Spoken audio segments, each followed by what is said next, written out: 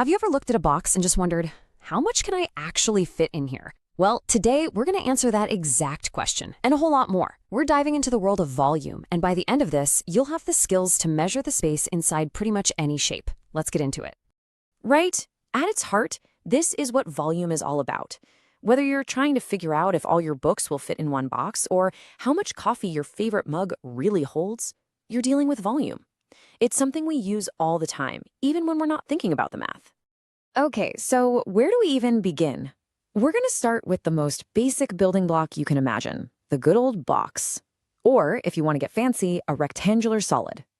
Trust me, this simple shape is the key to understanding everything else. And boom, here it is, the magic formula. Volume is just length times width times height. It looks simple, and it is. But this little equation, it's like the master key for unlocking the space inside so many things around us. Now, what's really interesting about this slide is this cool little diagram. It's like a blueprint, right? You can clearly see the three dimensions we're talking about, the length, the width, and the height. It just lays it all out for us, plain and simple. All right, let's put this formula into practice.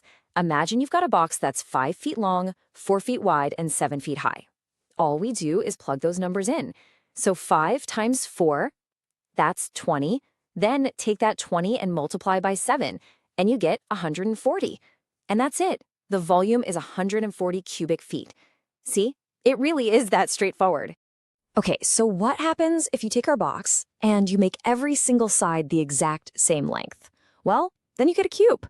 It's kind of like the box's more perfect, symmetrical cousin. And it comes with its own special shortcut.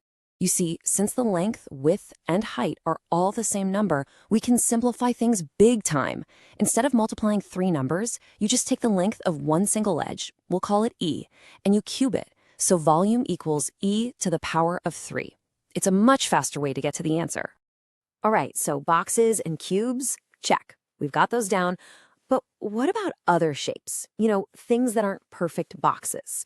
This next part is where we unlock a kind of universal formula, a principle that applies to a whole family of shapes called prisms.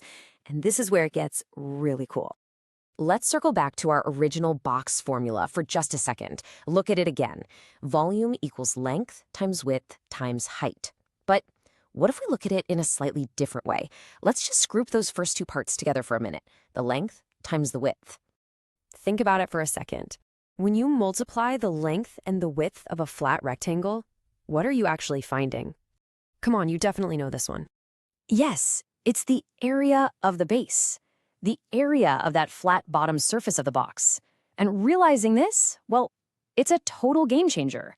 We can now swap out length times width with a capital B to stand for the area of the base. And that gives us this, our new super-powered formula. The universal formula for all prisms. Volume equals the area of the base times the height. V equals capital B times H. This is our new master key, and it's way more flexible. And here's the beautiful part. This works for any prism. It doesn't matter what shape the base is. Is it a triangle, a trapezoid, some other weird polygon? Doesn't matter. As long as you can figure out the area of that flat bottom shape, that capital B, you just multiply it by the prism's height, and you've got the volume. It's incredibly powerful. Now let's switch gears and talk about a totally different looking shape, the pyramid. I know, it seems like a completely different animal, doesn't it? But you're about to see there's a really surprising hidden connection between pyramids and the prisms we were just talking about. Okay, just picture this in your mind. You've got a prism and a pyramid sitting side by side. They have the exact same base, the same footprint on the ground, and they're the exact same height. We already know the prism's volume is BH, but the pyramid, what's its deal?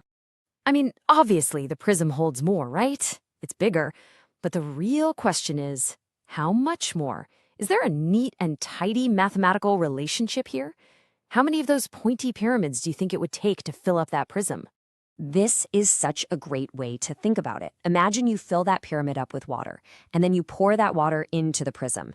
Then you do it a second time, and a third time. And what you'd find is the prism would be perfectly full. It takes exactly 3 pyramids to fill one prism. So what does that tell us? It means the pyramid has exactly 1/3 the volume of a prism that shares its base and its height. 1/3. That little fraction is the entire secret. It's the magic number that connects these two shapes. And that makes the formula for a pyramid so simple. You literally just take the prism formula that we already know, V equals BH, and you just multiply it by 1/3. And just like that, you can now calculate the volume of any pyramid. And here's another one of those cool blueprint diagrams to help lock it in your brain. You can see the base, you see the height, and you can just imagine how its total volume is just a slice, exactly 1/3, of the boxy prism that it would fit inside. Whew, okay, we have covered a ton of ground. So let's wrap it all up and put our new volume toolkit together in one place. Okay, check this out. This table is basically your cheat sheet. It's got everything we've talked about all in one spot, from the simple boxes to the pyramids. It shows you the numbers we used, how we calculated them, and the final answers. Super handy.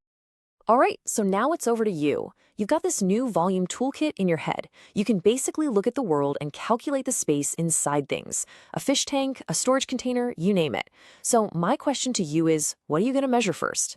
Thanks for diving in with me today.